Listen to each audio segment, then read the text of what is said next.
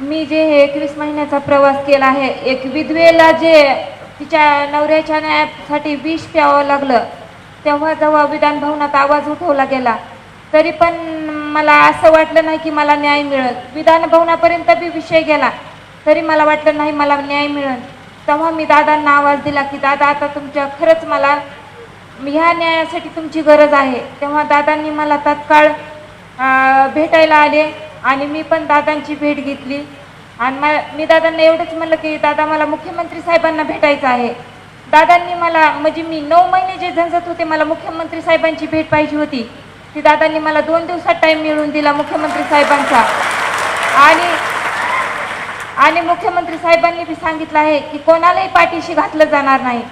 खरंच मुख्यमंत्री साहेब, मी तुम्हाला आता धन्यवाद देते की तुम्ही मला ते शब्द दिला आणि ते शब्द जेव्हा पाळताल तेव्हा खरंच मी तुम्हाला मानील. खरंच आपल्या महाराष्ट्राचे तुम्ही मुख्यमंत्री आहात आणि आमचे देव आहात म्हणून. ज्यावेळेस आरोपी गजाआड जातील 8 दिवसात, त्यावेळेस आपण खरंच मुख्यमंत्री साहेबांचे बी धन्यवाद केले पाहिजे की गरीब कुटुंबाला ते धावून आले. पण ह्यांचं सगळं श्रेय मी आज दादांना देत आहे की दादांनी मला त्यांच्यापर्यंत, माझा आवाज त्यांच्यापर्यंत नेला आणि सुप्रियाताईंनी बी माझा आवाज देशापर्यंत नेला. पूर्ण आपल्या संसदेमध्ये सुप्रियाताईंनी बी आवाज दिला. जितेंद्र आव्हाड साहेबांनी बी माझा आवाज लक्षवेधी मांडली. पुन्हा प्रकाशदादा सोळंके यांनी पण मांडली. मी सगळ्यांचे आभार मनापासून व्यक्त करते आणि माझ्या न्यायाच्या लढ्यात तुम्ही सगळे माझ्यासोबत राहा.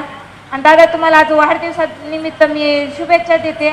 माझं बी आयुष्य तुम्हाला लाभो आणि अशा जशा ज्ञानेश्वरी आहेत, पीडित कुटुंब आहेत, त्यांनी प्रत्येकाने आवाज उठवला पाहिजे.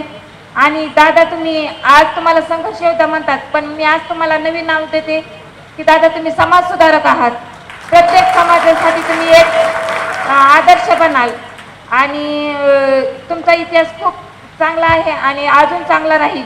भविष्यात बी तुम्ही आमच्या कुटुंबाला साथ द्या.